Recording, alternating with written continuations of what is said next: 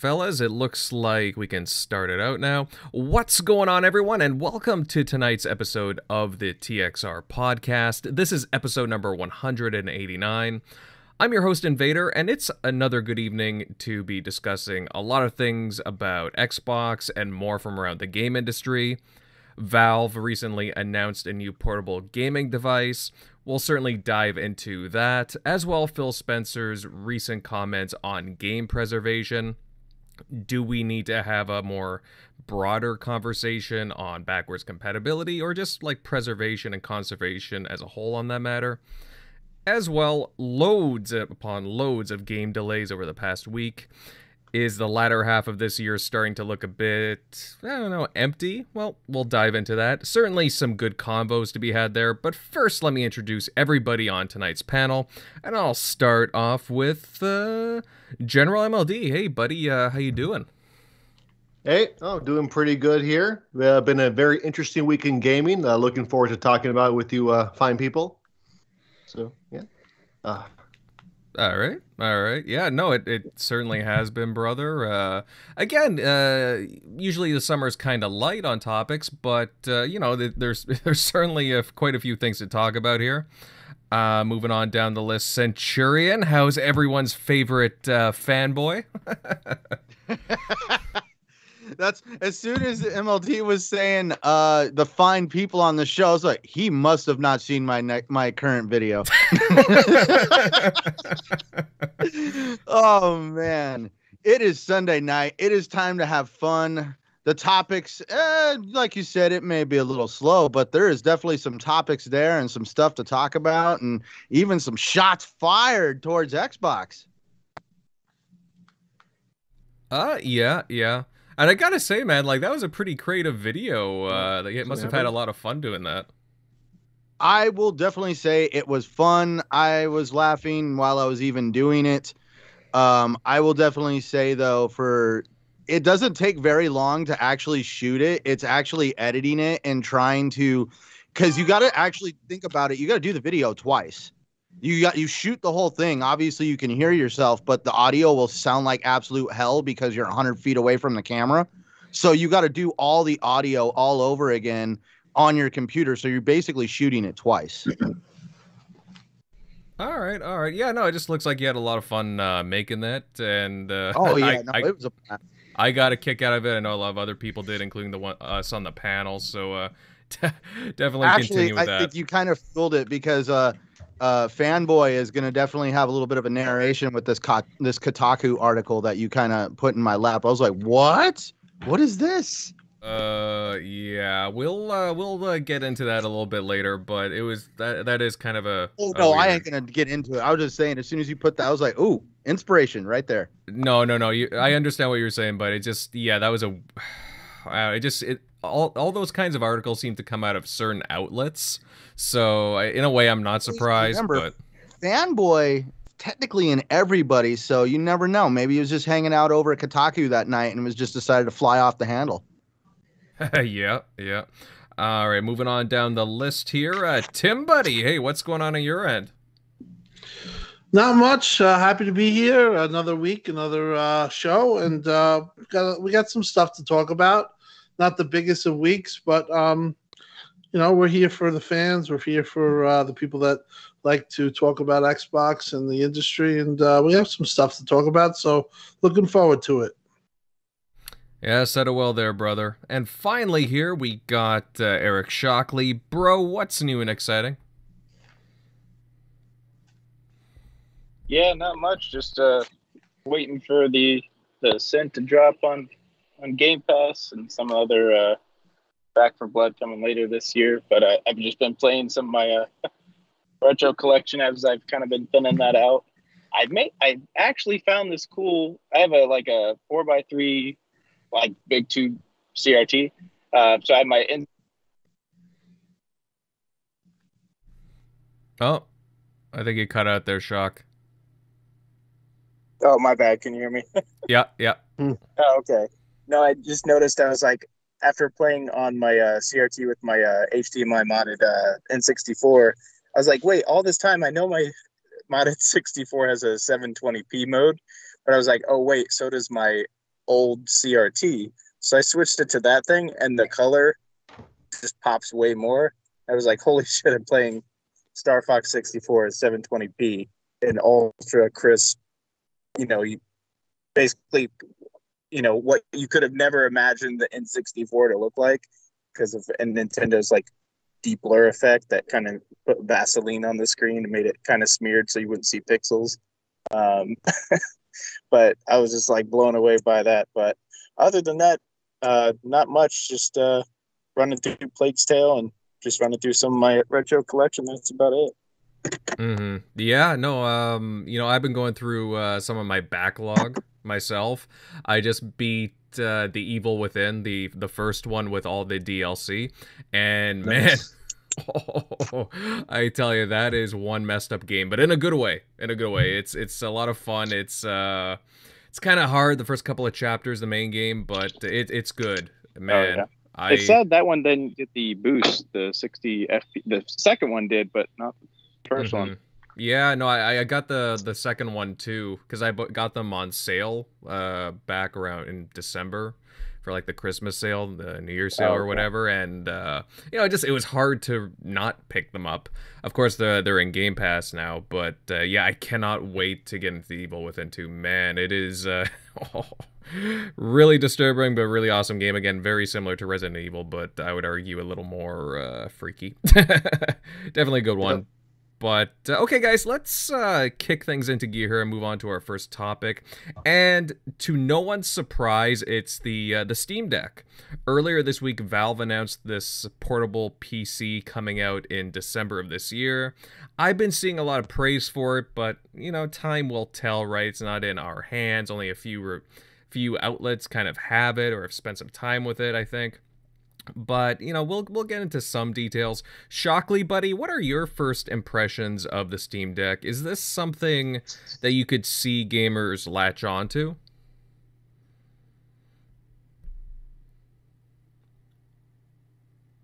Shock? Yep.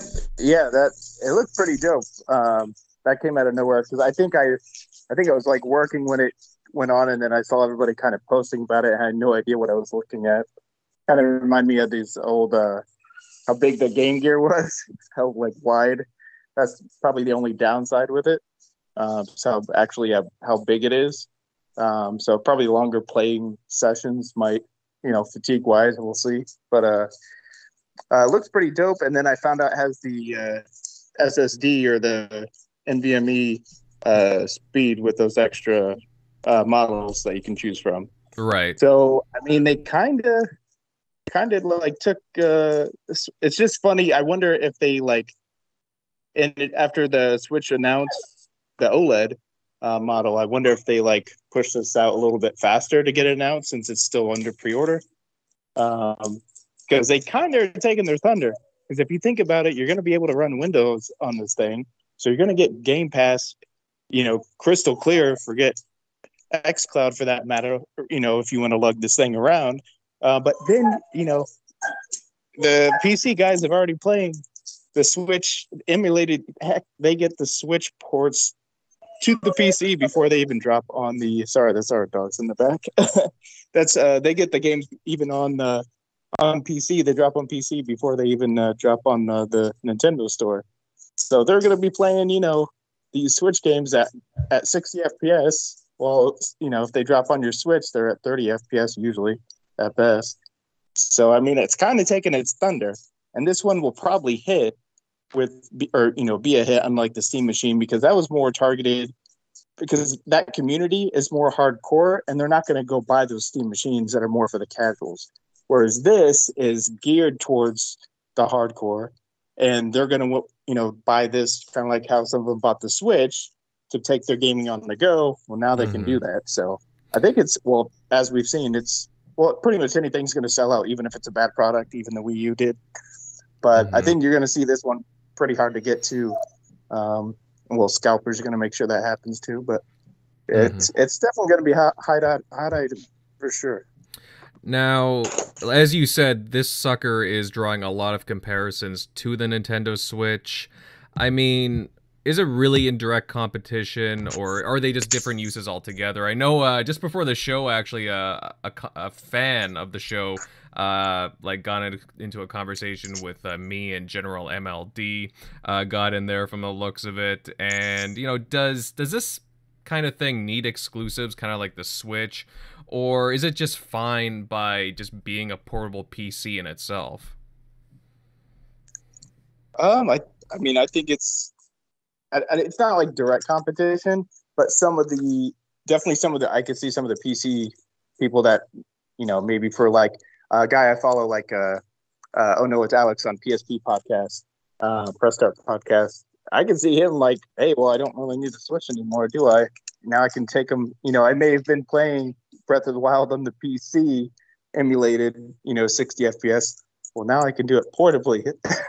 So some of the hardcore PC guys, they might be like, hey, I don't need the Switch, but casually, no, it's still going to fly off the shelf, especially because of the price of this thing. If you want the entry level, which does not have the NVMe speed, it's upwards of like, I think that the main one's 400. So maybe for those casual, they might go for it. But then you still have the big Nintendo exclusives. So unless they're into it hardcore, which they're probably not at that point, to emulate and find the files to actually emulate the Switch, it's probably not in direct competition since you have still the big exclusive Nintendo offers. So, but I can see some of the PC hardcore like, hey, just skipping it. Hey, I got everybody's games: Xbox, PlayStation, Nintendo on the go, and they're downloaded. I'm not streaming. I get the best quality mobile. Mm-hmm. Yeah, no, exactly. I'd like to know everybody else's thoughts on the panel. Centurion, what do you think of this Steam Deck here? I mean, is this something that would be up your alley to pre-order? I've seen a lot of pre-orders, people posting their buys, their purchases already. What are your thoughts on this sucker? No, I did not pre-order it. I am more interested in the concept of possibly. I've always wanted to build a PC for entertainment purposes to use on my television on my entertainment center. Just a crazy thing I want to do to actually have a full-blown like entertainment center that could actually use the internet. And for me, I'm more interested in the emulation side of the Stream Deck. Steam Deck. I keep making Stream Deck jokes, and that one just stuck. Steam Deck. And I'm wanting to I was looking more at the back compat library. I was actually surprised. One title caught my eye right away. It was like Star Wars Shadow of the Empire. I was like, ooh, if they have that on there, I can only imagine really just how deep their library goes backwards. And I'm more interested in that. And I would just love to be able to hook this thing up to my television and start playing games from, God, back when I was really a kid. That's where I'm at on it. I'm gonna sit back and see how this whole thing unfolds when it comes to the Steam Deck. No, I did not pre-order. I saw a lot of people did. If anything, how about I think it's really cool that how their pre-order process worked. Like they were trying to give people a fighting chance against scalpers.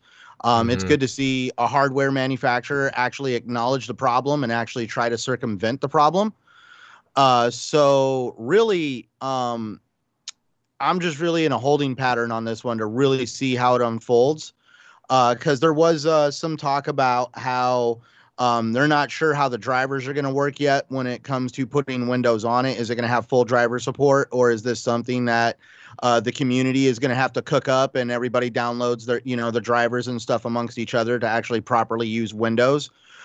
Because if I'm correct, the Steam Deck is more of a Linux-based system right now. Yeah, that's correct. And as a result of it being Linux-based, there's a lot of games that have anti-cheat software that actually looks for Linux stuff. And that's where they've talked about how there's certain issues right now with playing online games with Apex, Fortnite, Destiny games, even Rainbow Six Siege came up in that.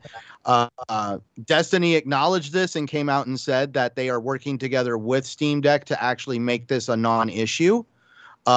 So that's where they are obviously aware of the issue, but it only affects basically games that have a very heavy multiplayer like emphasis.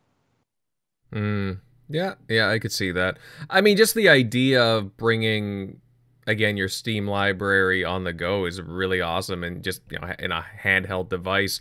I'm kind of curious to see how, like, RTS games work and whatnot as well. That might be a little difficult, but I mean, cool thought. Tim, I have to ask you specifically on this one.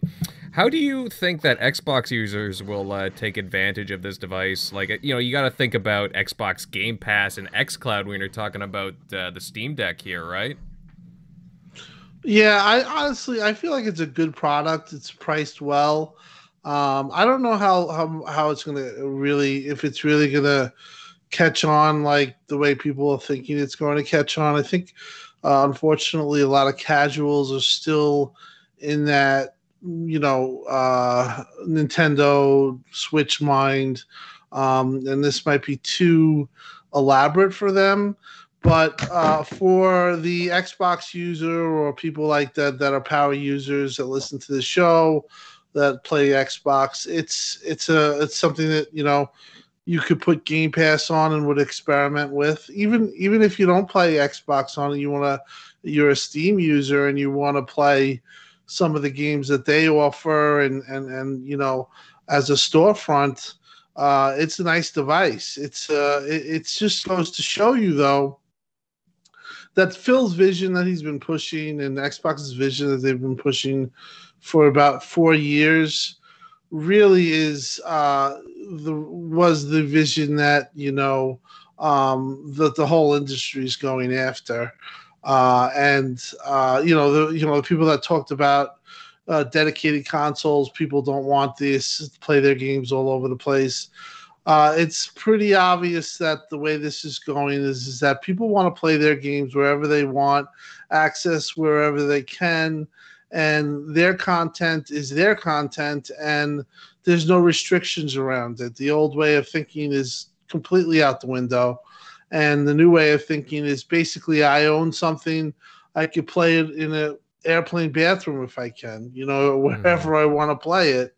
So as far as that, I think it's basically it's further, you know, emphasizing the strategy that Xbox has and that's been pushing.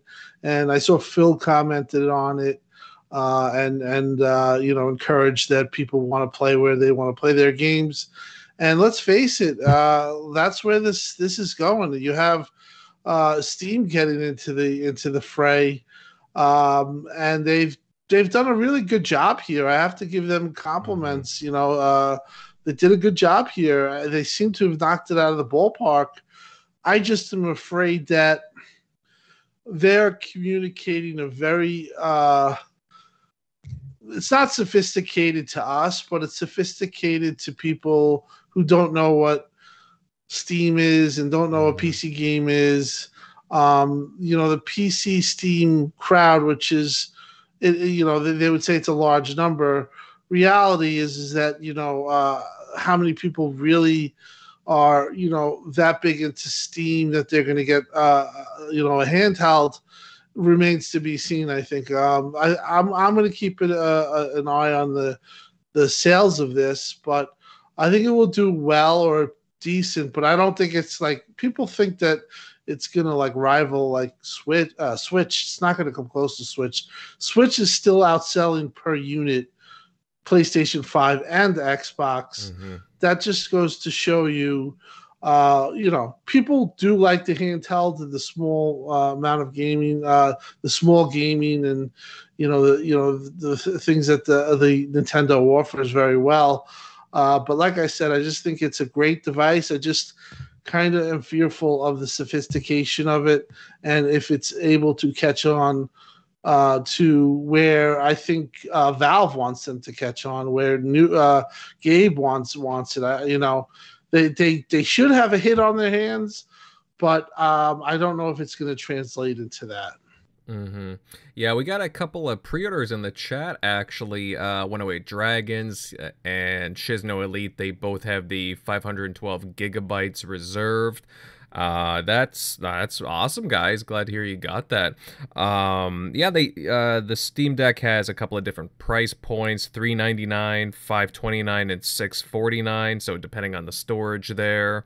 Whereas yeah, the Switch, yeah, again, it's kind of limited for what it has right off the bat. I mean, sure you can expand it, but it just there's not a lot of whole upgraded there, especially when you're talking about the new OLED Steam Deck. Valve is kind of raining on Nintendo's parade there, so it should be interesting to see. I don't know, they're kind of competing for, again, a couple of different markets per se. Again, Nintendo fans are just gonna go, Nintendo's never had a real issue selling their products. I mean, except if you're the Wii U, but that's yeah, go ahead, bud.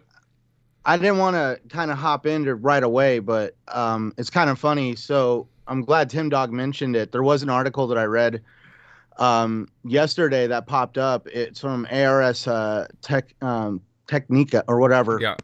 It says HTML hole provides glimpse of Stream Deck's initial pre-order numbers.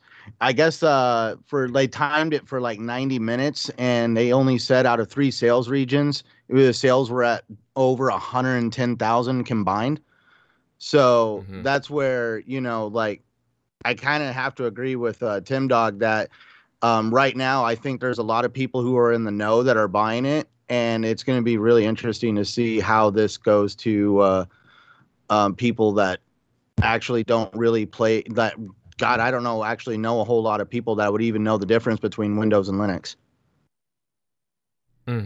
Yeah, no, and that's absolutely true. I mean, I think a lot of, if you're talking about more casual consumers, they might not even think about, again, what the thing is running on. It's just, oh, hey, I can bring my PC games on the go, and then that's that.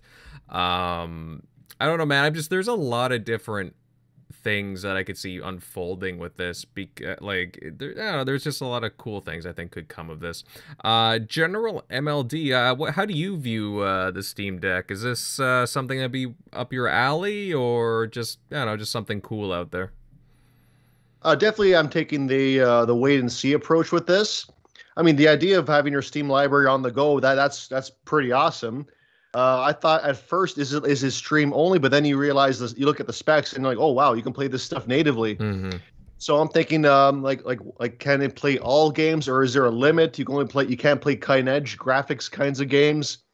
But I guess we'll take a wait and see approach for that. Let's see. I don't think it's a direct competition to the Switch or even the Switch OLED. Nintendo always marches by the beat of their own drum. And I think they are marking the 2 different demographics. I mean, you got the Steam Deck here, which is mostly catering to Steam users, hardcore PC gamers in general. And Nintendo, they always have that more mass market, family friendly, casual appeal. And I think the price points, it is a bit of a gap, because I think the base Steam Deck, people are saying it doesn't have enough memory. Like, you have to go to the higher tiers. So Switch has a price point lead as well. But again, I don't think they're direct competitors. Steam will do its own thing. Nintendo will do their own thing. But on that note, I did find it funny how, like, on the Twitter discourse, he had Steam users just poking fun at Nintendo, the OLED Switch edition. And it's like Nintendo fanboys and Steam fanboys. That's a very unlikely pairing. It's like, well, what are they going to do with each other? It's like, you can't make this stuff up. So that's the weirdest rivalry I see emerging, if one emerges, but I doubt it. But overall, though, I think this will sell pretty well. Will it sell like Switch numbers? I doubt it. But I think it's definitely a situation where both can be successful in their own right. And as for Xbox, the idea to install Windows and use Game Pass, I think that's pretty awesome. And whatever helps grow the brand. But I don't think it'll have a big impact as many people think. I think if Game Pass is somehow woven into Steam itself, somehow, some way, I mean, I think we all read rumors some time ago, but I think that will really boost Xbox numbers. But it is nice to have the option for some people, for the more tech-savvy people, to just go beyond the initial point of what the Steam Deck does and actually install Windows and use Game Pass and use emulators. Like, the options alone are very, very impressive. So I'll definitely keep an eye out on this when it releases. So yeah, that's what I think. All right. Yeah, no, it just, again, this is a very interesting set of hardware that Valve came out with. I'd be curious to see what happens in the coming months as this thing nears closer to its release date. Hell, if it's not even pushed back, because I mean, we'll get into some things later on, but a lot of things are getting pushed back because, I mean, even different shortages as well. So we'll see on that front. But I'd be curious to see. We know that, again, Xbox and Valve have been kind of talking over the past year or so. I'd be interested to see if there weren't discussions about including, again, like Game Pass on Steam or vice versa, just like that kind of ability. I mean, there's a lot of cool things that can be had there, and I don't know, I can just see like more of a friendship evolve because of that. And I see, again, there's a lot of people here excited for the Steam Deck. Who was it? Mishi here excited for Steam Deck. Again, a lot of positivity. Who do we got here in the chat anyways? Predator is here. Hey, bud. 108 Dragons, Infinite. Cerebral Paul. Hey, buddy. How you doing? Lots of cool people here in the chat. Great to have you here as always. Pang 911. Great crew as always. But yeah, guys, I mean, this whole thing about the Steam Deck, I think it's a cool piece of technology. Like, I really don't have a hardcore interest in it myself. Like, I just kind of prefer what I have with my consoles and so on. But again, for anyone who has a massive Steam library out there at the moment, like, it's cool. Definitely go for it. No problem there. Does anybody have anything else to add on to this before we move on? All right, I'll take that as a no. So I will move on to some other news. But yeah, guys, let me know in the chat what you think of the Steam Deck. And on to some other news. We've got some positive news on the Xbox front. And according to the NPD group, the Xbox Series consoles were the best-selling hardware platform in terms of dollar sales, setting a new record for Xbox sales in the month of June. That's some pretty impressive stuff there, especially coming from, Xbox coming off of the Xbox One console. However, the Switch, as we we're just talking about, is still the best selling in terms of units sold. So, you got to get to the fine details right there. But Tim, buddy, what do you think of the Xbox Series consoles, the X and the S, pulling in some serious numbers in June? Yeah, I think it's a really good thing that Xbox kind of got their, a lot of people were saying that Xbox was going to never win an NPD. It's over, and you'll never see a lifetime. You'll never see, an NPD. And granted, it's been a long time, but it was a huge win. And people that think that it was shortages and all this stuff. The fact is that Sony released Ratchet, so that they're going to be pushing out as many consoles as they can for the month too. It's hard to say, but they had such a huge month. If you remember, Phil talked about the response after E3 being comparatively to E3 or to 360 era, and I think that made that was a big point that he made. You saw, or we all saw, that this is they're back in business right now, and this was a huge win. It was celebrated on Twitter, obviously, by people and stuff like that. I mean, it came out of. I didn't think it was going to win, to be honest, but it just goes to show you, man. Xbox, them being strategic with E3 and pushing it that whole week, and really taking it to Sony, I think paid off. And it just goes to show you that people that say Xbox is dead or can't compete, those people are looking a little pale right now because I think that they wrote Xbox off way too early, and this is just the start. I think that, you're going to have Xbox with months of Halo coming out, months with Starfield coming out. This isn't going to be their last NPD.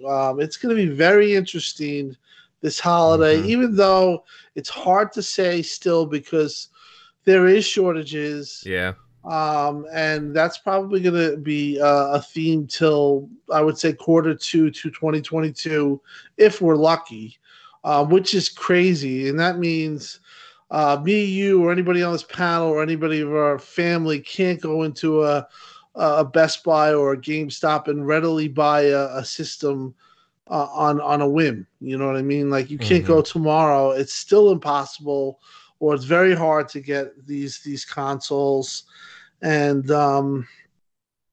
I just think overall it just goes to show you that I think Xbox is here right now, and they've come.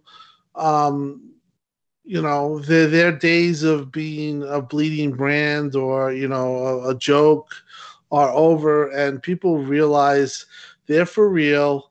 And I think Sony's noticing. I think people are noticing, and I think more of this is going to be expected. This is going to be an extremely good generation for Xbox. Not saying they're going to win everything back. Sony's going to be always strong, but comparatively to last generation, it's not going to be a repeat of that. Already we're seeing it's not a repeat of that.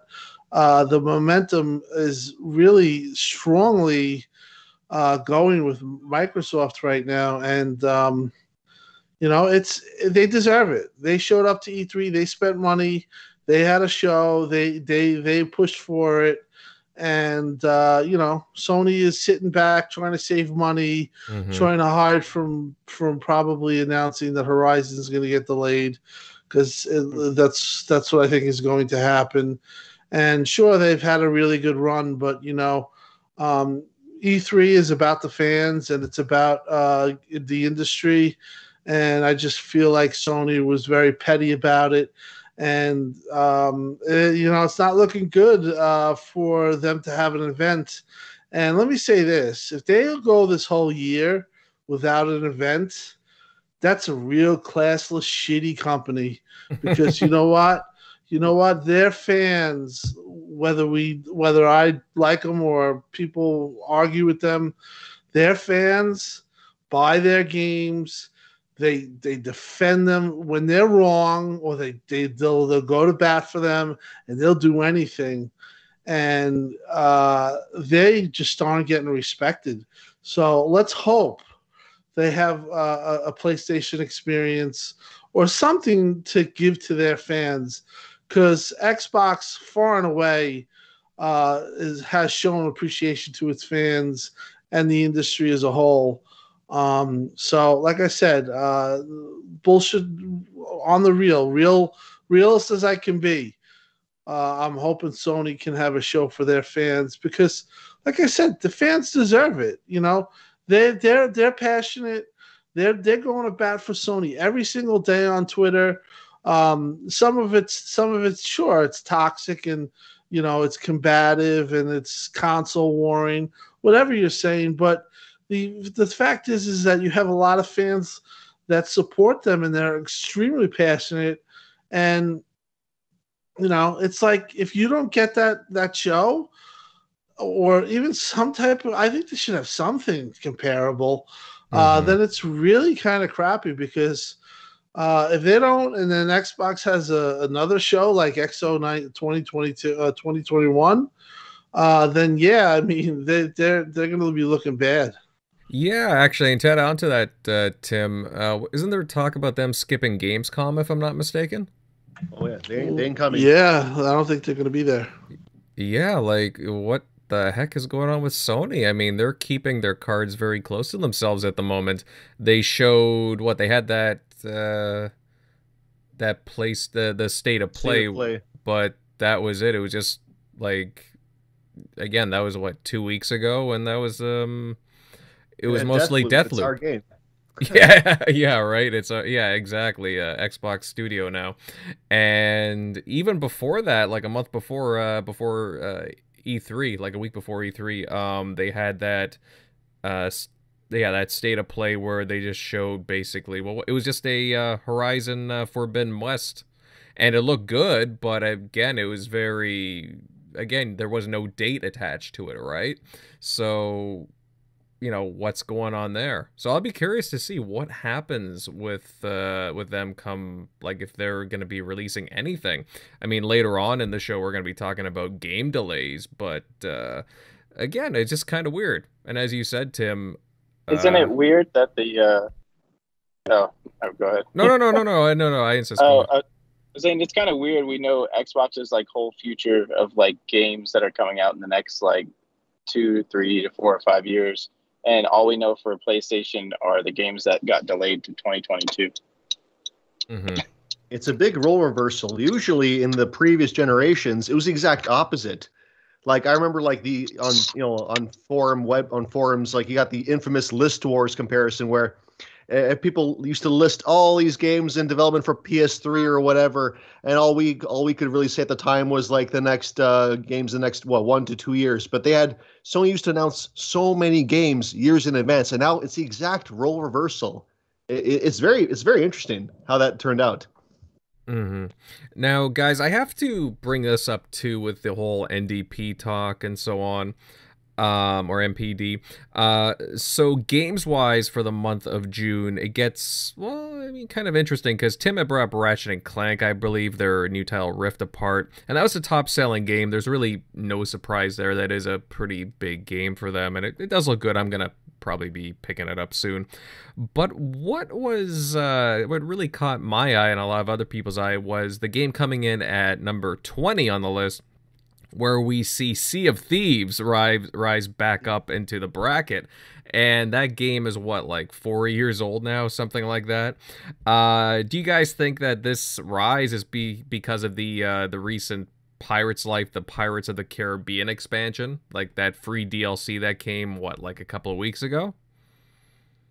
For sure. 100%. Oh, yeah. Yeah, like I haven't tried it out myself, but I mean, if that's what's getting people to buy the game, that's huge. I mean, I know Pirates of the Caribbean is a pretty big brand, and you got Disney associated with that, but damn, like Sea of Thieves just keeps surprising me, like time after time. Like, I'm not saying that I didn't believe in the title, but wow. I mean, it's doing some really amazing numbers to this day. Like, to see it still fighting for a spot in the US top 20 games sold, like, that's amazing. Like, who would have thought that? Yeah, basically, live service games, a lot of gamers see that and them as a double-edged sword or even as downright negative. But I think Sea of Thieves is like one of the very few games, like that are live service, that are just, they do it right. Like, all the monetization it's all cosmetic. You get the free story updates, free content drops. It keeps people engaged. Like, the game today is nowhere what it was like at launch. And that's perfect. Like, when people bring up the Sea of Thieves Metacritic score of like the high 60s, I just tell them, like, that score means absolutely nothing in 2021. So it's good. Like, the more they put into this game, the more the community sticks around and gives back. I think this Sea of Thieves, it's also goes in conjunction with the Xbox NPD results. It pops the bubble. It just shows how, like, Xbox, it's here to stay. Like, the trends are changing. And like, Xbox is making some pretty big moves, and the games, they're standing the test of time. So it shows, and gamers are noticing. Mm-hmm. No, well said, MLD. We got Dirt Griggity here. Oh, buddy, you're making me look at this. This is awesome. Let's see. He says, I think it's great that Xbox won NDPs for June. I didn't see that coming. It goes to show that Xbox has a lot of momentum early on this generation. Yeah, I mean, time will tell.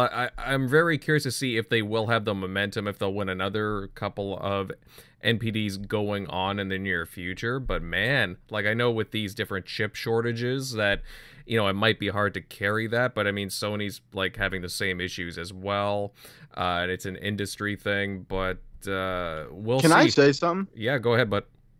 I think we'd be seeing this momentum even if there wasn't product shortages. Let's just put that out there. I mean, we have witnessed Xbox build in silence for years now, and this momentum is not shocking to me. This is probably everything Phil Spencer and his team have worked hard for. And while Sony was in the background, passing each other games, fist bumping each other, poking fun at Xbox, they did kind of forgot to put some work into the brand and kind of grow their own damn brand.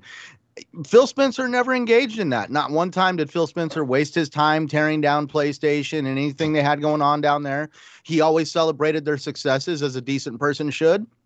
And he completely built the Xbox brand in silence. And I knew as soon as he got his hands on starting the next generation with the Series S and the Series X, it was going to be a completely different monster.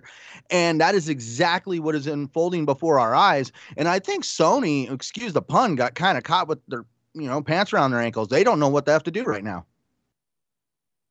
Mm-hmm. Yeah, well said on that. Well, again, they got caught in a few different ways. Again, I like some of the stuff that Sony's doing, but I gotta say that, again, they got caught. Look at Jim Ryan, for example, getting caught about... what was a year ago saying that, Game Pass isn't a good service model, and now they want to go forward with that from the sounds of things. I don't know, they just keep getting caught saying things and then kind of reversing them. So it just, I don't like what they're doing. Just they seem to like to copy Microsoft a lot of the time. Or the next contradiction would be like Jim Ryan. Oh, we believe in organic growth of the brand. Oh, look, a PC port company. I mean, like, it was just squirrel. Yeah, organic growth is, hey, we're Microsoft, and we've worked with a very long time with Bethesda. We kick it with each other at the holiday dinner parties. We're really good friends. We're always working together. I think we should buy them. Meanwhile, Jim Ryan's over here trying to talk about organic growth, and then he saw a PC port company. He was like, sold. So, I mean, like, you could really kind of contradict really anything that Jim Ryan says anymore. And it's kind of shocking because we're all used to Sony, this company that would had like great marketing strategy and poise, and they can make calculated moves and totally make Xbox trip on their own shoelaces. And now all of a sudden it's like, where are they at? Yeah. Guerrilla wasn't organic. They made one game for them and bought them immediately when they were busy making multiplats. So... And Xbox. It's like if Xbox bought Insomniac after making Sunset Overdrive. Hey, it's organic. Mm-hmm. Go ahead, MLD. Oh, I was going to say, but also they created the Initiative and World's Edge from scratch in the last few years. Mm-hmm. That's two studios. Black Tusk, which became the Coalition, that was from scratch. 343, that was from scratch. Because they knew Bungie was going out the door. Yeah. People aren't giving Xbox enough credit, especially for the recent ones, Initiative and World's Edge. That's literally the definition of organic growth. Playground Second Stew for Just Fable, that's organic. Obsidian doing 5 games at once, rumored, that's organic. Ninja Theory, Project Mara, alongside Hellblade 2, that's organic.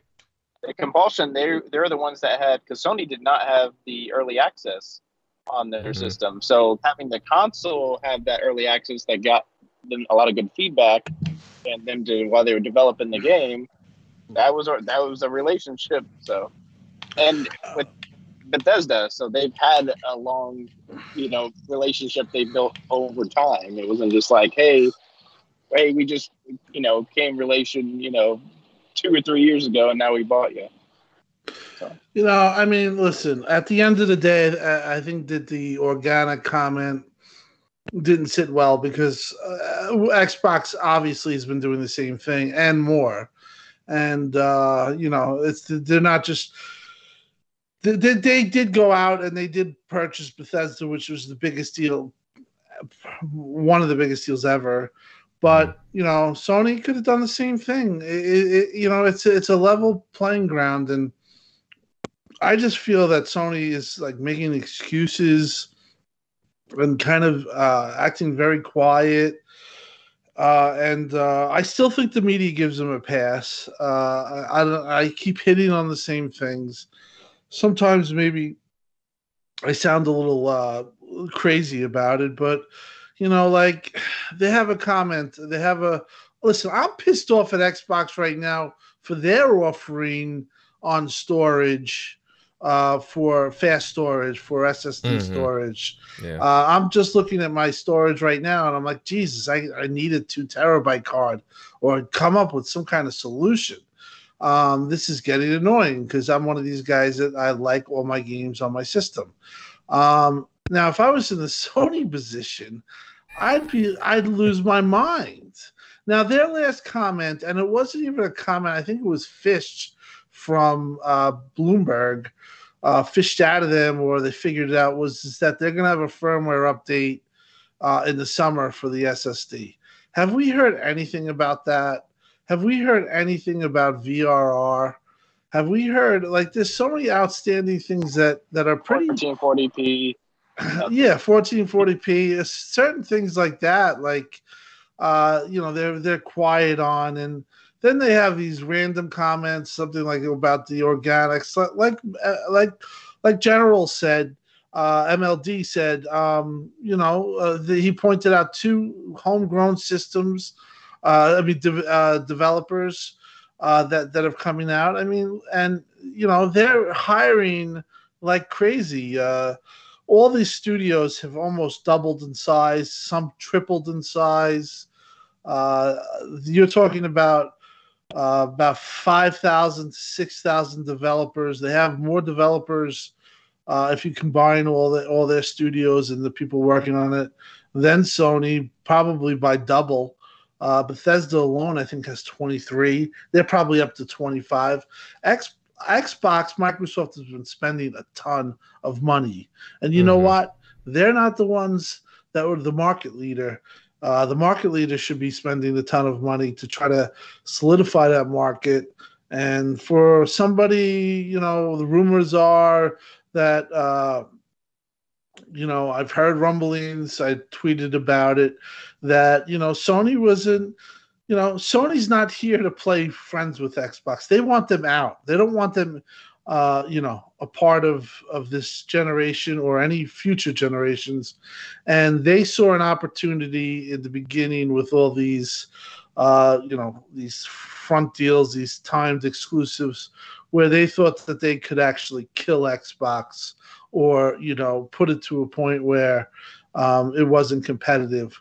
Well, they lost the NPD this month, and it's going to be a couple more coming down. I don't think that strategy worked well. And I think, like I said, I heard that strategy or that type of talk got back to Xbox. And maybe that's why Xbox is actually for the first time in like 2 years really competing the way you should compete. There's no friends here. Get the show. Day one, do the things that you're doing. You're gaining momentum by being competitive. Unfortunately, and we'll talk about game preservation and all that bullshit later. But you know what? That's a lot of talk, in my opinion. The reality is that this is a business, and all businesses run the same way. What's better, or looking one's out to take out each other? There's no happy kumbaya medium where everyone says, "Oh, we love each other. Share our game, share our vision. Let's grow the medium as a whole."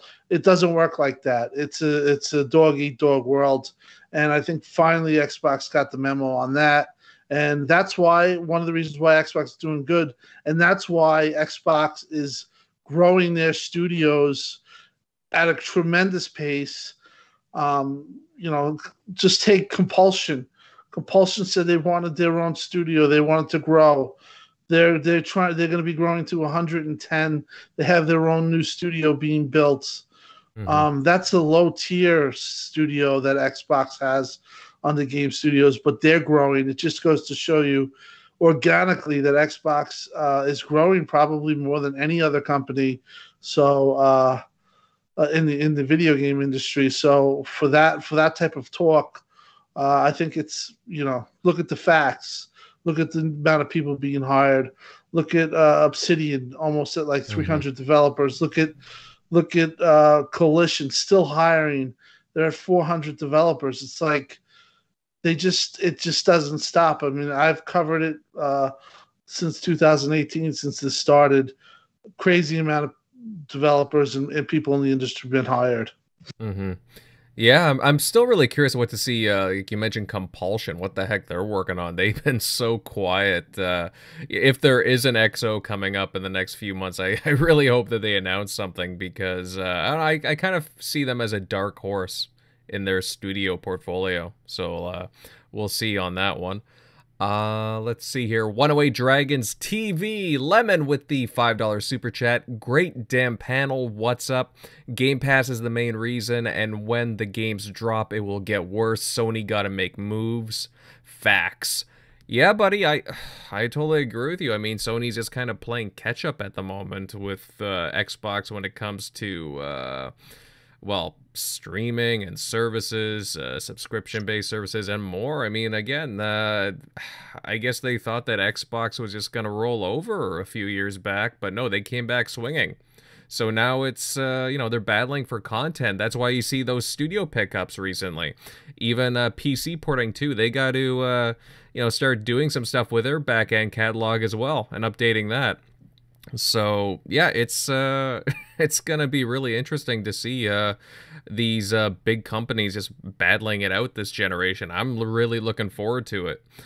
All right, I think on that note, guys, we will move on to some other news, some other things. And as Tim had brought up recently on the Kind of Funny Gamecast, Xbox head Phil Spencer commented on the ongoing efforts to improve access to older games.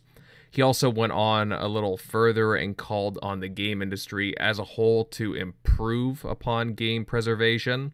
He went on to state that, and I quote, "I do worry a little bit about losing our art form and the history of it.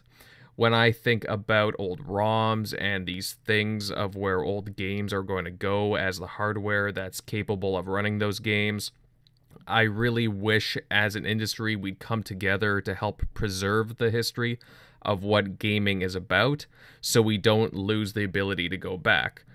So, I mean, some interesting words there by Phil. I mean, I really like what he said, but of course I like playing my back catalog and my older titles. I'm kind of sentimental that way.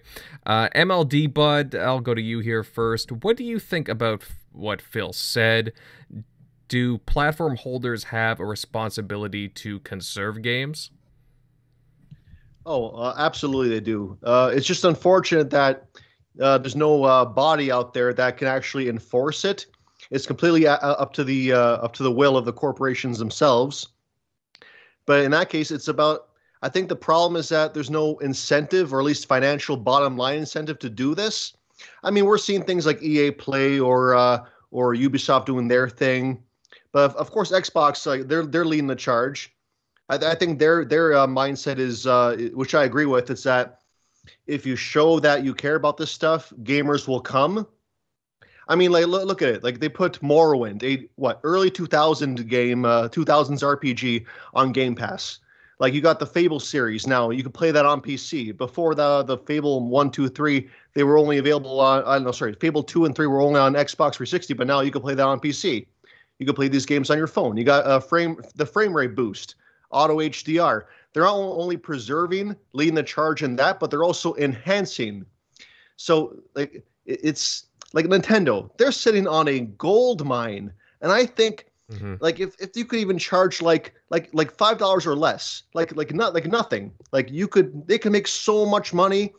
And more importantly, I think this is important to me because like I'm going to be a dad soon, and I like the idea of my kids playing the same games that I loved growing up, and connecting that way. Like just seeing them play the same games I played as a kid, because I think some games they age. Some games some games just don't age very well, but other games, they are just timeless.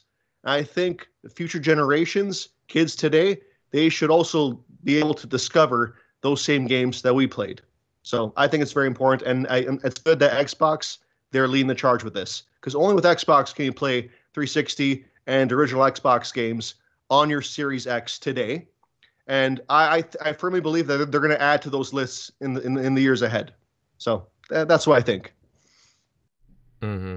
Yeah, no, totally. Like, I remember going back to 2015 when Xbox even announced the backwards compatibility program when it first launched, and there was a huge response from everybody, even like a whole bunch of different gaming outlets. They're like, wow, Xbox did a really big move here by, again, like bringing the at first it was the 360 catalog, and then the year after I believe it was the OG Xbox games as well. Granted, we need to see more games get into the backwards compatibility program from each generation. I know that there's some issues whether it be the different codes for the games or licensing, but still, like, there is such a wealth of a back catalog there. I mean, whether it's Xbox or not, I just think that preserving these game titles, it's a very smart thing to do. Some of these older titles, like, I don't know, some of them I just find a lot more entertaining than some of the copy-paste games that come out nowadays. Like, I know, in my opinion, I could replay, for example, Banjo-Kazooie, like, just instantly, because that game just has so much character and whatnot. Or even a game like MechAssault, for example. I love mech combat. Then again, I mean, I guess that's sort of a different story. I know they have licensing issues there, but still, there's a lot of things that I think other platform holders can do.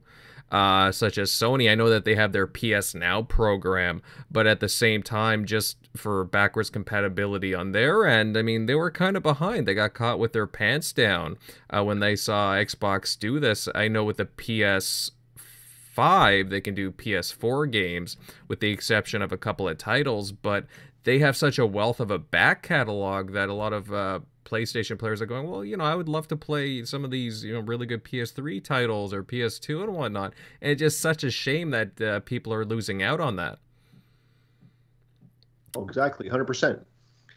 Even more so because these older games on PS Now, they're streamable only, and that might not be the best experience, but for them, that's the only option. So it's certainly not ideal compared to what Xbox is doing. Mm-hmm. Yeah, and I don't want to, like, go out and buy, I mean, I know people are collectors and whatnot, but I don't want to buy, like, again, an older system when I can just play it on my brand spanking new console. I mean, you have to take that into consideration as well. These consoles, again, some of them they're gonna die on you at some point, and I don't want to have to go on eBay to get a secondhand one. I want to be playing it, if I have the ability to, I want to be playing it on my console that's sitting right there, whether it be through the cloud or locally and whatnot. Again, you have to get to the times. I mean, this might have not been a discussion going back 10 years ago, but it's amazing where gaming is taking us to this point now. And just to have the ownership of these titles, just pop in a disc or even your the digital games. Like, it's just, again, it's a very forward-thinking approach, and I think that there are a lot of different experiences that people are going to be missing out on just for the fact that I could give you a couple holders, right now. Yeah, go ahead. I always say there needs to be a Legacy of Kain Soul Reaver collection. All 6 games boxed together. Because does anybody remember those games? I know the games you're talking about, but I never played them myself. Awesome, just crazy stories all about vampires and monsters, and they were 2 separate stories. You had the story of Kain and the story of, oh my god, I forget his name, but he was the Soul Reaver. And as you play these games, you find out that these games are pretty much, they start off in their own storylines, and by the end of the games, they're forking together at the end of their own games. And it was a really awesome game series. And those are titles that I really feel that are going into obscurity and nobody knows who they are. And that is just where game preservation to me is. Why banish something to, I guess, some kind of digital purgatory in a back room somewhere at a corporation where it will never see the light of day again? Dude, I don't know. I'm just always about they should find a way of doing this. I was just wanting to say those are some of the titles in my head right now that I think would do good to be brought out of wherever they're stored at. And then also let's look at it like some of these games aren't even being stored properly. I mean, during the Mass Effect remaster, we found out that some of the DLC, even though it was very mediocre DLC, was actually corrupted. There was actually stuff not brought forward into the remake of the remaster, whatever you want to call it, of Mass Effect, because just some of it was gone. Another game brought up earlier, they had to use the Sigma versions. Yeah, because there's like multiple versions of that one. And then also, how about Xbox versions? How about a game like I brought it up earlier, like Star Wars Shadows of the Empire? Oh yeah, that's pretty much going to be like a canon Star Wars game. Like I believe his name was like Dash Rendar or something like that, yes. And just that whole genre of Star Wars technically became canon because Disney bought them. They decided to not go with that fork in the road that actually was created at LucasArts. Yeah, it just again, like it would be just great to bring over some of these games. I mean, when you're talking about Shadows of the Empire, that was an N64 game, if I'm not mistaken, right? Oh yes, it was an N64 game. Yes. Yeah, I remember playing it back in the day. Really fun game. But that's the thing. Like Nintendo isn't very well known for preserving their properties. In fact, I mean, they've had a tradition this generation of bringing over and remastering games from last generation from the Wii U, which, I mean, I'm guilty of buying one or two of those games, but at the same time, it's like, it would have been good just to, like, be able to, I don't know, it's hard to... I guess the problem is they went to cartridges as well, right? So yeah. Right, but Nintendo also decided to take a stance with their games that I think is very, very I don't even know how to call it anti-consumer. I mean, like the marketing strategy is we are going to release stuff out of our digital locker where we store these games for a certain amount of time, and then when that time is up, we pull it off the shelves. The funny part is Disney used to try to do this back in the day with certain titles, like when they were on VHS and DVD, you know, like, oh, the Disney Diamond Collection, or, you know, they would basically try to like create hype saying it's only for a limited time. And we saw Nintendo do this with the Mario collection. I went out and got this collection because, I knew this is what they were trying to do. They were trying to basically create marketed fear that you would never see these games again. Yeah, well, again, it's just frustrating when you see such a company with such longevity and has such a passionate fan base, and they don't really do a whole lot to preserve their games. I mean, I would love to see more of them digitally, like a bunch of their back catalog. Sure, they have some of the like old NES and SNES games available through their subscription service, but it's a very primitive service at that. They're the most dedicated fan base, and they're treated the worst. Well, yeah. Oh, you want Zelda? You want a 3D Zelda game to the Switch? Cool, we'll give you the one that none of you want, or the least one that you want. Yeah. And we'll charge you $10 more for it. Yeah. Yeah, and that's the thing, Shockley. I mean, I do really like my Switch, but at the same time, it's just frustrating. Like, Nintendo just does some really bonehead things, and I don't know. And again, this is the same company that will charge you for, like, DLC that's included with a toy, right? So, I don't know. The whole Amiibo thing is kind of a mess in itself, but, I don't know, this whole game preservation talk, it just, again, I'm really for it. Actually, speaking of, like, weird things, too, did any of you catch that Kotaku article? I want to talk about that. Yeah, go ahead. That pissed me off. Just so you know, the author, Luke Plunkett, basically he's not an Xbox fan.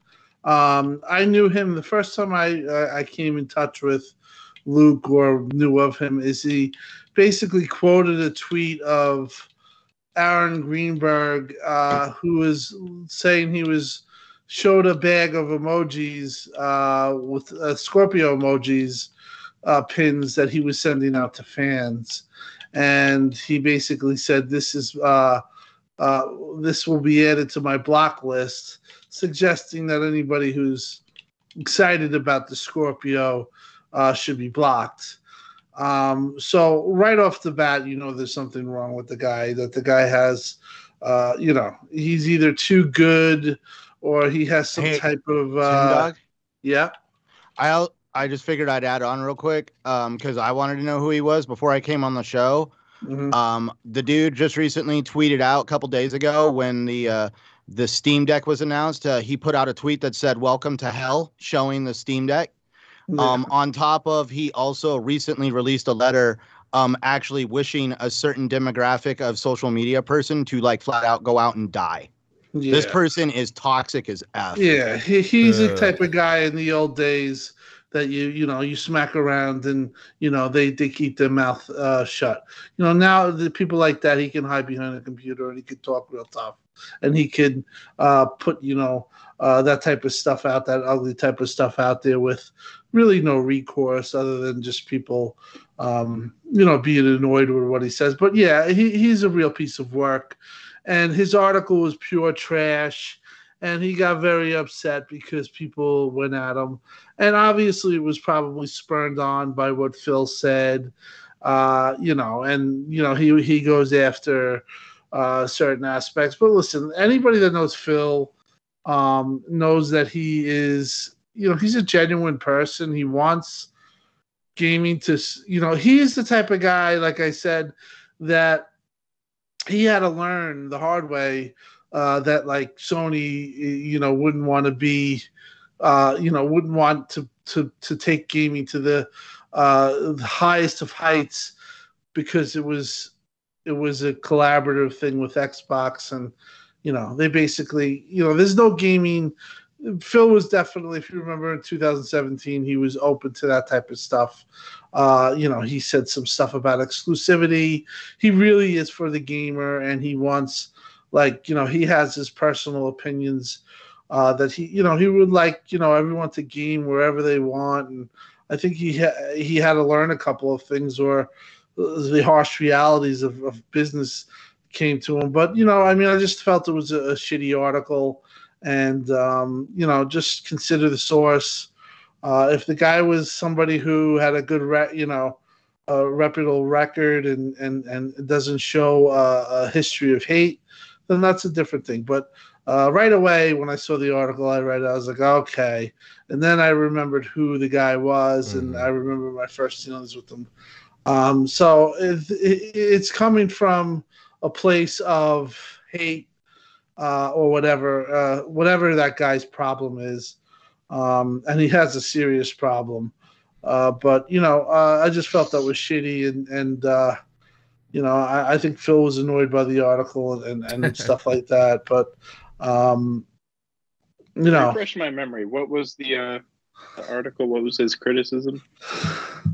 He was just, from what I remember, just basically bashing Xbox and Game Pass. And let me I'm gonna pull it up right now. Yeah, something to do with DRM. Yeah, DRM. How Xbox, you can't, because the reason why the Xbox has that feature where it's like there's you basically, if it's that was the 2013 debacle, like that debunk, that debacle that happened when they thought that everything was going to be behind the paywall, and that's why the people say that it's because it still has remnants of that system. And I mean, even Phil said that he wanted to work on it, but I don't know if it's something that they could, if it's so in depth that they can't. But I think that there has to be a little bit of trust, and I don't think that Phil's looking to take away games ever, and trying to control everything like this guy's suggesting. But yeah, because that's not really a knock on the preservation, though. Them preserving it. I mean, I remember reading the article. Exactly. I want to read the article. I'm going to read it again because I remember reading it. I just was like, I instantly was like, I know this guy has an agenda, and immediately I looked, and I'm like, Yeah. okay, what's going on? Let me see, and then immediately I see it unblocked, and then I can't remember what's going on, and then I do a search on him, Yeah. and then I see that tweet, and I was just aggravated, Well, Yeah, the doesn't play Twitter was also like, hey, from now on, we're not covering any Xbox stuff because of Phil's talking about preservation. That's why. Yeah. Because the whole DRM thing. They were fine with, I mean, they weren't fine with it, but they were still covering Xbox stuff, but since he's like, they're saying he's being a hypocrite, now we're not going to cover it. So if people think they're going to take these collections to they're going to live forever and their collections are going to live forever. No, these aren't going with you to the grave or to the afterlife. Like it's not going to happen. These cartridges, these games, I collect them. GameCube games especially, they disc rot badly. Go try to collect GameCube games and look at them. Look at your collection. You probably have pinholes coming through your games. It's just a thing. Even with brand new games sealed, there's disc rot. They're not going to last forever. So, hey, they're not infinite anyway. If you keep them and want to play them 20, 30 years from now, some of them will work and some you'll find won't. Yeah, basically saying that Game Pass is not as, it basically he's talking about physical media. I mean, it's just, come on. Like, we are in a different generation. Listen, it is what it is. I own or I have the rights to these games as long as I'm and some of them I have forever. They're more accessible to me digitally than they would be on my grandmother's. And like he says in his first thing, he says, and we're talking about game preservation right now. And he says the first thing that he says is that one of the things that he says is that we all know, he brings up CDs and how the physical media, and what does he say? He says we all know that we all have movies and stuff in your grandmother's attic, or every bundle of 3.8-inch discs sitting on a shelf, and all this stuff. But or every container found in your mom's attic of every pile of PS2 games. Yeah, sure. But for me, I'm more applicable playing a game that I have digitally registered to me that's in my library that I can access without going to my grandmother's attic and finding a game that's under a sheet or under a box. You know what I mean? So, like I understand where you could make an argument there, but come on, we're in 2021. It is a different world. What do you want to say, that these companies like Xbox is just going to just take all your games away?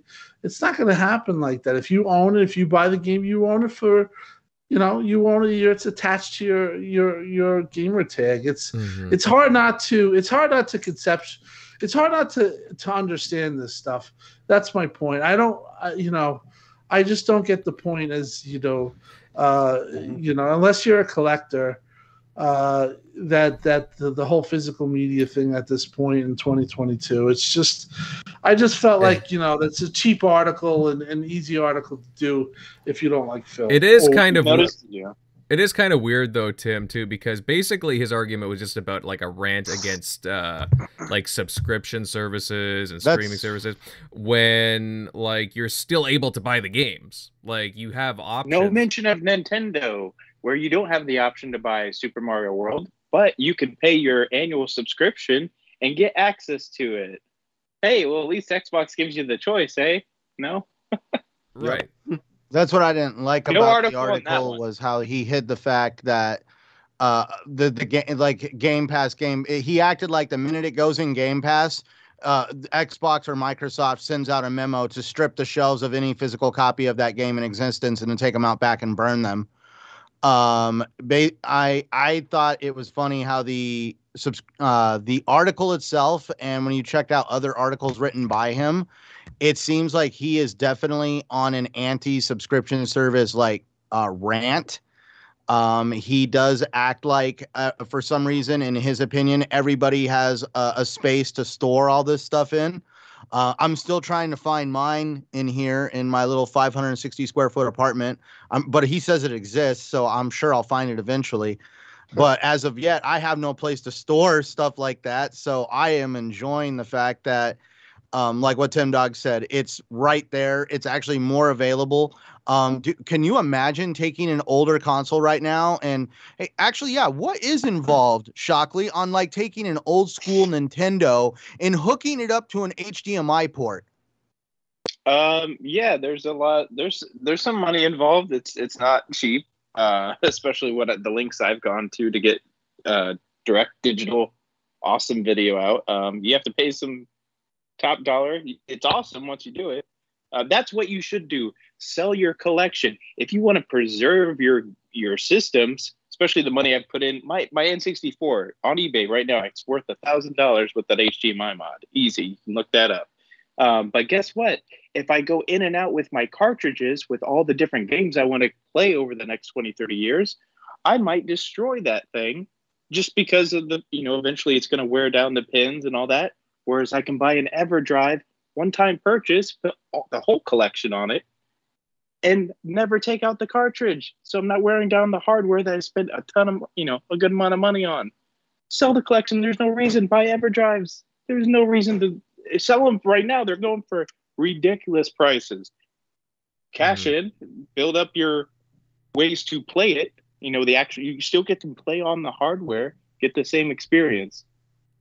Yeah. No emulation. And have they stopped making video games on disc? Like I would think that if this article was telling the truth, it would say that you could still collect and do everything as you were. So basically, you're upset because people want to access their games differently than you do, and you want them to stick to the ideology of getting the game physically, and that's all that you're in a 2006 mindset where you have a problem that people have subscriptions and that they can readily use their games and they can find the perks of having their game preservations where they can play all their games or have it on a hard drive, as opposed to having it, as we just talked about, having it on a system that you got to make a makeshift thing to use an HDMI, that you got to find your games, that the games can become destroyed or your dog can eat it, whatever the case is. Like you're not open to that. You're not open to that, thinking that maybe somebody likes game subscription, and you're not also realizing that you can still buy physical discs. Yeah. This generation, we're still buying discs. You can still buy vinyl, new albums on vinyl. Exactly. Like it's not going away. So it's such a stupid, contrived article that you can still buy DVDs. If you're going to make stupid. VR, sorry, go ahead, dude. I feel like the DVD section is getting bigger at stores, man. Well, yeah, because they're cheaper, and a lot of people just don't care. They're cheaper. I'm like, where's all the Blu-ray and the 4K at? Yeah, go ahead, Small MLD. sections for that.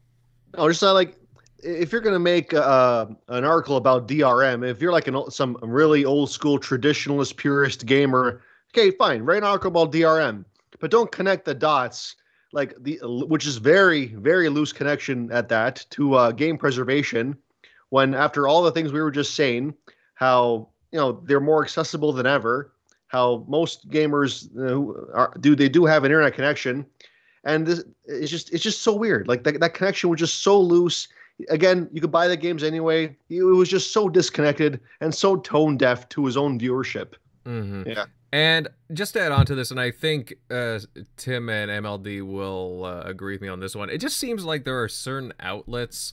Again, I don't like doing this normally, but just because of this article alone, it just seems like certain journalists, certain outlets as a whole in the game industry, some of them just have some kind of a vendetta against the Xbox brand or certain people at Xbox, or just the way Xbox does business or the games themselves. I don't know, it's just weird. I see some of these really odd articles that keep popping up, and then these certain outlets wonder why gamers or certain kinds of gamers just avoid them entirely.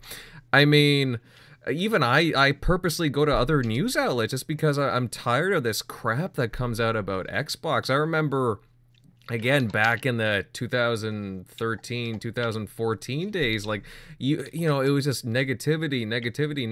And then when Xbox does all these good things over the years, and they slowly build up and come out with some really intriguing things for the industry and pushing it forward in a lot of ways, especially, again, we're on the topic of game preservation, they just end up shitting on Xbox entirely. Just, it's almost like they're making up ways, and it's just like, you know, like, do they think that gamers are really that naive and like they can't see through their bullshit or their bias? It's just like, it's really weird when it comes to this stuff.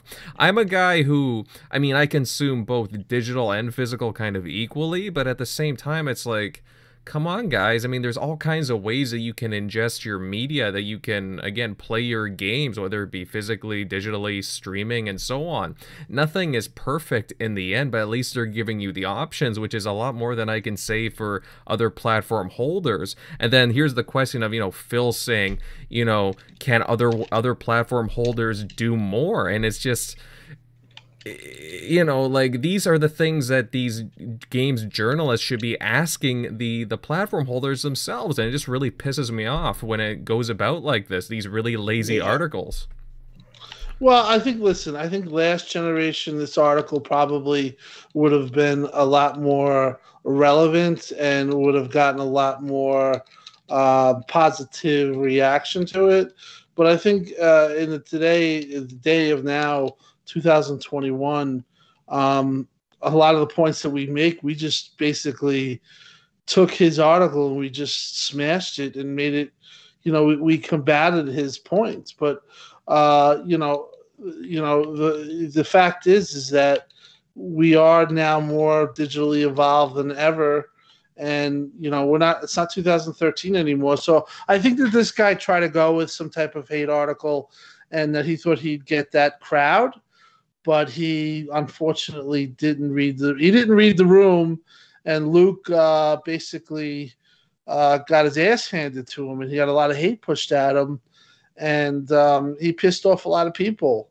And you know, listen, because I think if he came from, if you read an article like that and you come from a place of if you're genuine about it, it's one thing. But I failed to find that article is genuine. I think he made it up. Like, he just made the argument to make the argument, and he didn't look at it on all levels. I mean, what does he really think is going to happen to your game when your games, if you digitally own them? Is Xbox going to take away your games, or they can have an Enron where they take, you know, there's nothing left of those games? I mean, you're talking about Xbox, who still has servers up from 360 era games, and still today that people are still playing. So I think that, you know, like I said, I think we just basically took his argument, and we really together, you know, made a lot of counterpoints. But again, if I felt if his article was genuine and he came from a real place of concern, then it'd be one thing. But I think as we all know, I don't think that it's more of the other stuff. It's I don't like Xbox, and hey, maybe I'll get some clicks because this is an hate article, and you know, just because Phil brings up something nice like that, and then that's how he's rewarded, is that he has this moron write this article, just, you know, just to try to stir the pot. And you know, I'm glad that, you know, we have shows like this that can point it out, and people like us that on Twitter, that even though he'll block you and act like you don't matter, that we're here to say, you know, you're full of shit, Luke. Right. No, and you make a good point, Tim. I think we all made some good points on that matter. I know that we could go on and on and on about that, but I think we'll just leave it there for now. It's an annoying thing in the industry when, again, some of these platform holders like Xbox are trying to do some good. But on that note, we will lead into our final topic of the evening, though. And over the last week, we've seen a large number of game delays. A lot of high-profile ones, no less, including the timed PS5 exclusive Ghostwire Tokyo. Tango Gamesworks they've had to push it back, citing different health concerns for the studios.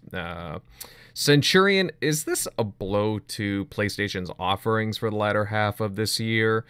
And because we were just talking about earlier, I mean, they haven't really announced anything in that, right? Because we don't even know what's going on with Horizon Forbidden West.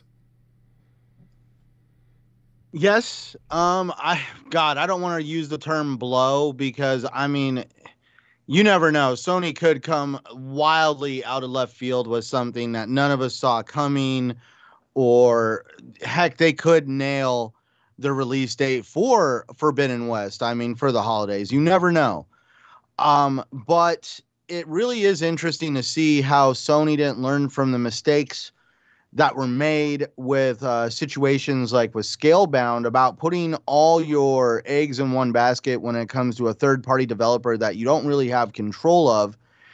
And regardless of the fact that Microsoft bought Bethesda, no, they are not going to.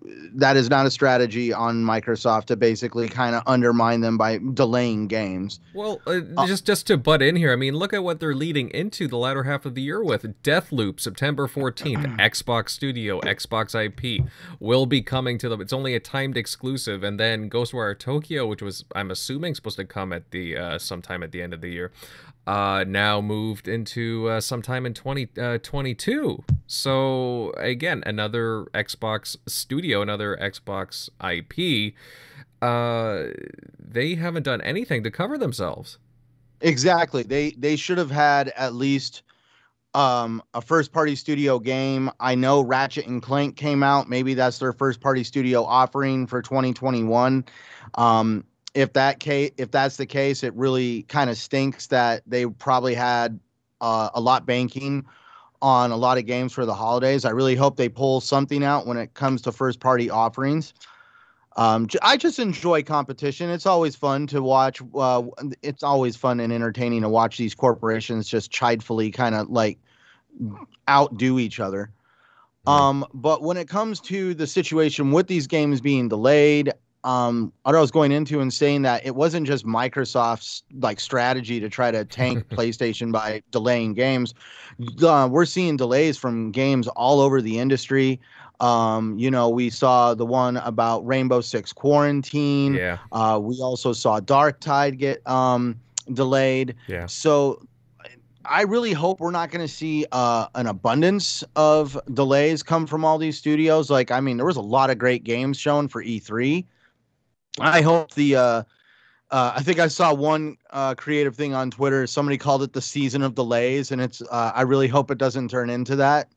The first party studio situation at Microsoft, that's what I'm curious on. I really do think that Microsoft, being who they are, really probably knows a thing or two about working remotely from home and doing what they can. So I really do think that they've probably got things pretty well figured out when it comes at least to the games that they announced to us, and they probably feel comfortable in the dates that they gave them.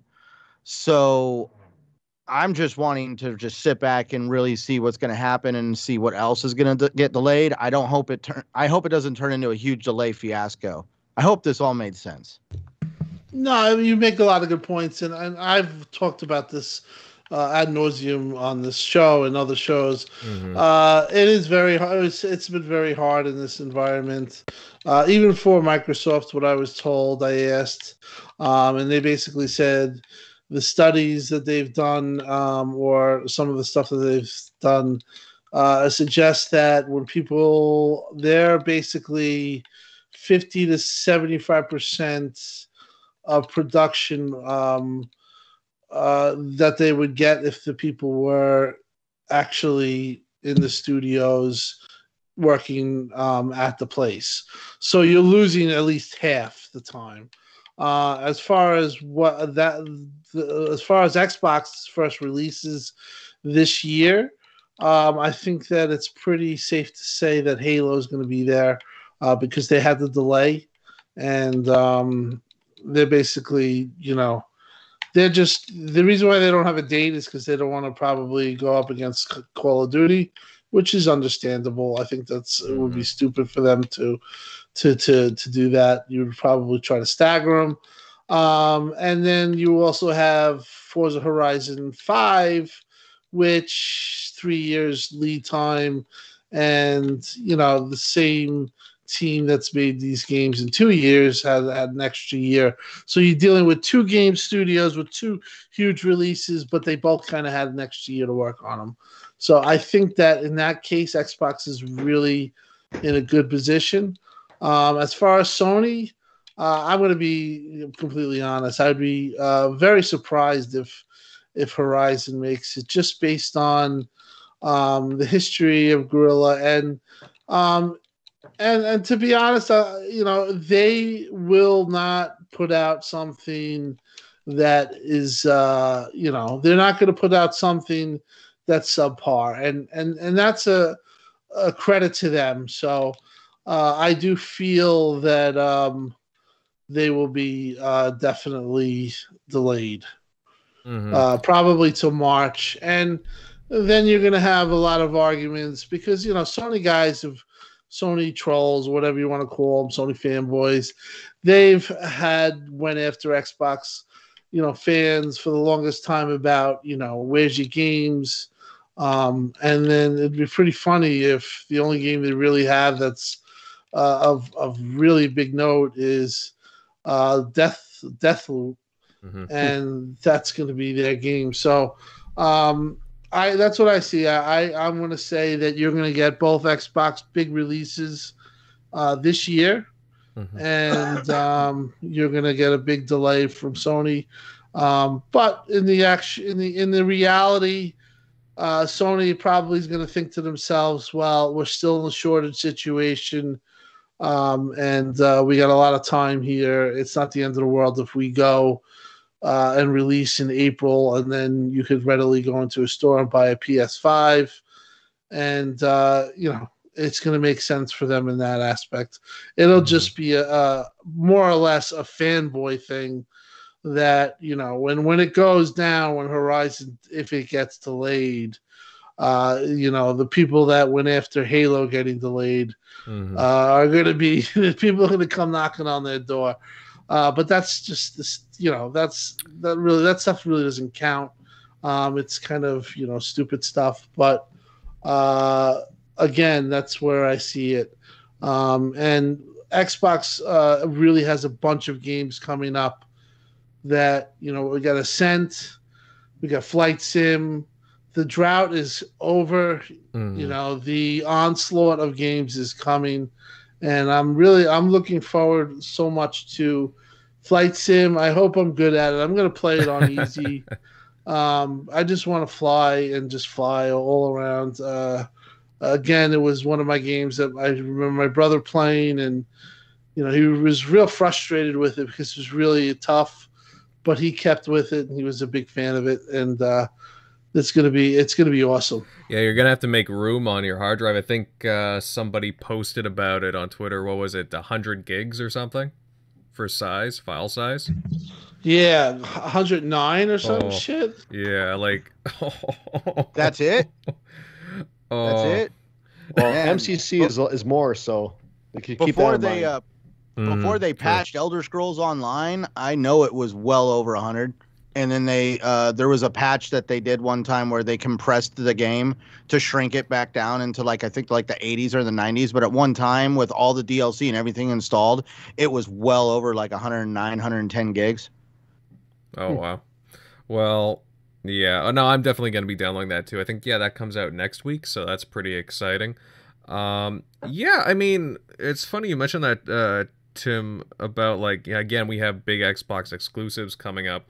I mean, this is a real. I mean, this could be in a way. Okay, it's sad that some of these games have to get. So many of them are getting delayed, but it's understandable. But at the same time, this also brings a big opportunity for the Xbox exclusives, such as Halo Infinite as well, because again, you're gonna have fewer games in this time period, presumably, and it just kind of shines a light, hopefully, again, on a title like Halo Infinite, this big first-party title. I mean, even Forza Horizon 5, but especially for Halo as well, since people are really just waiting to sink their teeth into another Halo game. And I don't know, I think there's a lot of good opportunity here for Xbox and for Halo overall. They can really eat into some of the mind share too. I mean, again, if Sony doesn't really have that much, I mean, that's a big loss for them. And I'm not fanboying or anything. I'm just saying that again, this could be potentially a very good season for Xbox coming up. It's funny. Xbox, I think they already paid their dues last year, because last year you were supposed to get Halo, Psychonauts, Crossfire X, and the Medium. They were all delayed into this year. So I think Xbox, they already took their hits. Like, you know, people on Twitter, they say how Xbox, they had no games at launch. They don't count Gears Tactics, but whatever. But Xbox, they already did that. But now they're reaping the benefits. Those delayed games in 2020 are now up in their library in 2021. And now Sony, they're going through that now, because I think they expected Gran Turismo 7, Horizon, if it gets delayed, they expected that to be 2021. Ghostwire was supposed to be 2021. And now their holiday lineup is looking a little bit bare from a first-party perspective, unless they pull another remaster out their asses. But yeah, it's definitely going to make Xbox look really good. And I know it doesn't matter because it's all just fanboy stuff, but it's going to flip the whole narrative on its head. How Sony had the PlayStation 5 had the best first half of the year, but now Xbox is just going to make up that ground and then some in the second half. Everything's going to change this holiday. I know it. Yeah, no, you're absolutely right on that, MLD. I'm glad you brought that up. The only thing I will say though is that we are still missing some concrete release dates on a few titles, whether it be the Gunk. You had brought up Crossfire X. I know that they're still calling for a December, at the end of this year, December 2021 date, which seems promising, but there's always a chance that that could get pushed back. We don't know what's going on with Scorn. So, I mean, there are a couple of titles that are, in a way, up in the air. Yeah. I mean, I'm really looking forward to... they have so many games coming, though. We were talking pre-show. We're trying to get some interviews. And one of the developers that we're trying is from 12 Minutes. That game, to me, I'm really interested in that game. That game's coming. August 12th, I think. Yeah, you have Psychonauts, and I'm hearing Psychonauts is good. I'm hearing it's good. So people that were hating on that, I'm hearing that it's funny. It's impressive. So you're gonna have a good game there.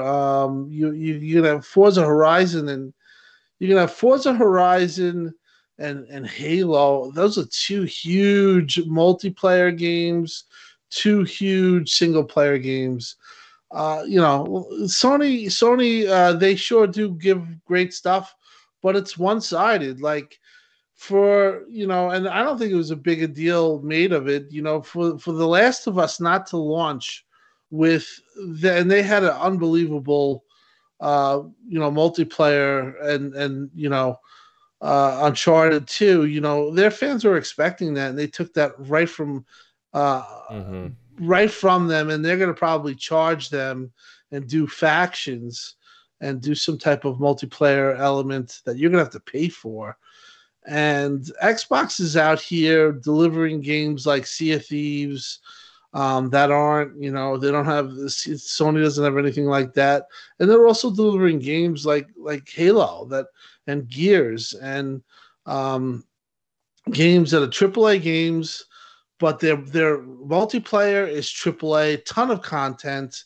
single player AAA ton of content. And again, it's another advantage for Xbox that people are beginning to notice.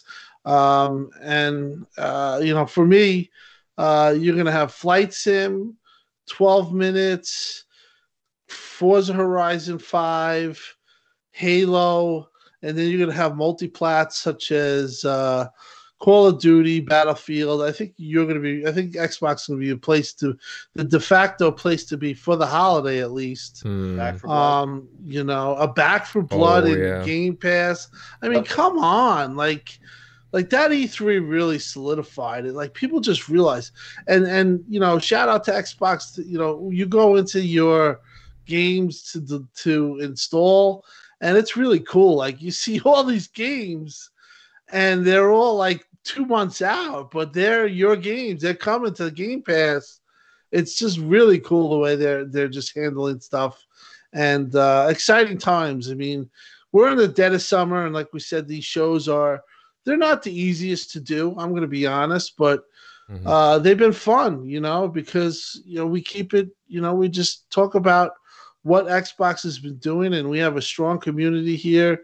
Just happy where this show's going.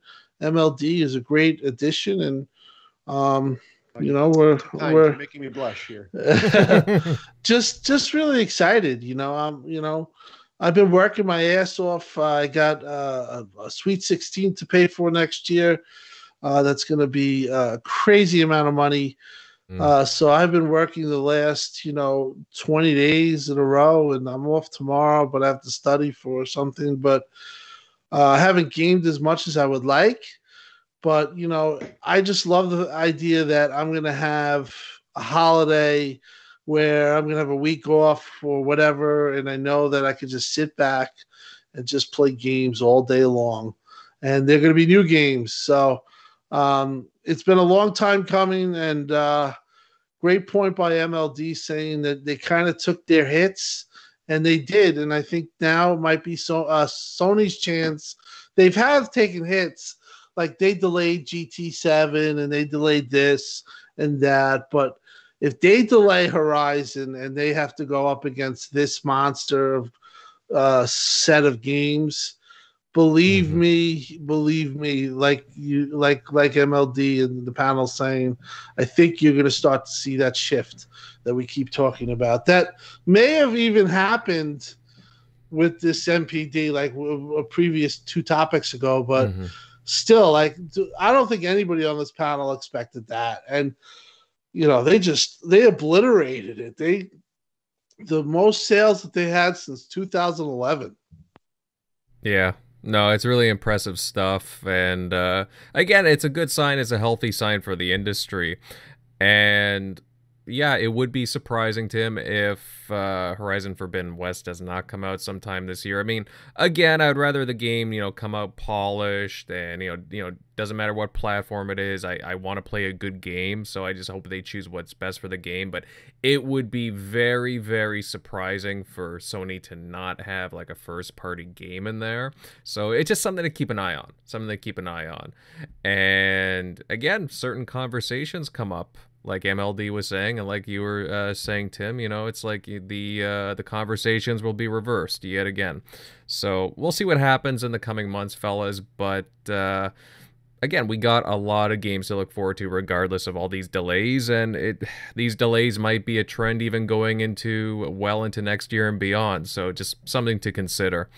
But okay, fellas, I think on that note, we're going to call it a night. And I gotta say, there was some really good banter on all the topics and just a really fun show overall. Lots of great thoughts, great chat, and so on. As well, a really amazing crowd tonight that joined us. Thanks a bunch to everybody that tuned in to listen. It's always appreciated, folks. You guys really, really do rock. We appreciate that you come out to watch us. And if you happened to enjoy tonight's episode, definitely consider subbing to the channel, liking tonight's show, and sharing this out on your social media of choice.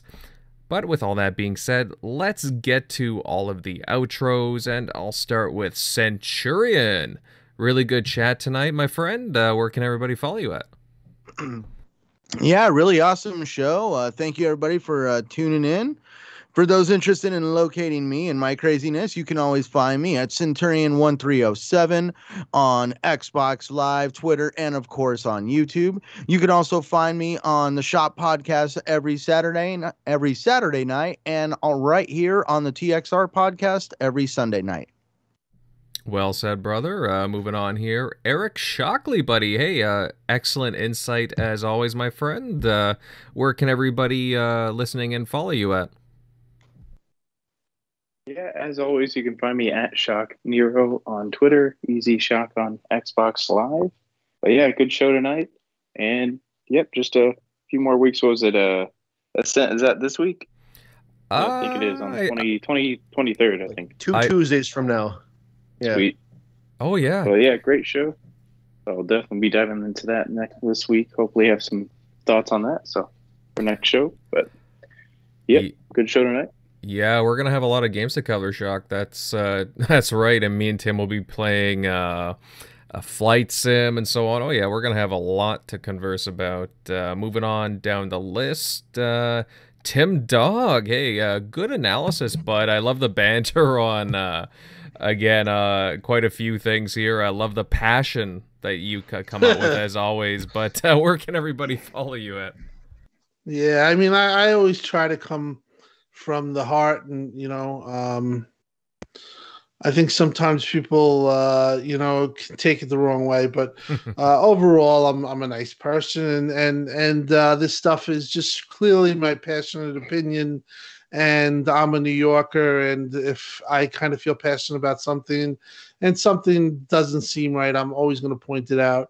And I'm also definitely an Xbox fan, so it's I like what they do and how they do things, and I've been a fan for a long time since day one. I've been a beta tester, so for me, it's who I am, and I like to come on here every Sunday and talk the talk. Still waiting for our friend Megatron to make his illustrious appearance. He was supposed to come today, but he couldn't make it. That's fine. We love him. Can't wait to have him back. But really happy about the show. Feeling that we're doing really good. You can find me on Twitter. You guys know where to find me. xCloud Tim Dog. I also do another podcast, as you know, RDX on Tuesday, 8 p.m. A lot of times it gets the Monday news cycle. And right now, even though it's quiet, maybe we get some news tomorrow. We could talk about Tuesday. But just happy to be here. Follow all the guys on the panel. They all do great content. And in my opinion, should get more eyes on them than they have. Centurion made a video that I really enjoyed, and I want more of it, to be honest. So hopefully the content creation keeps going, and we will see you next Sunday. I will be here with bells and whistles on, and great show tonight, great panel. Thanks to everyone who showed up.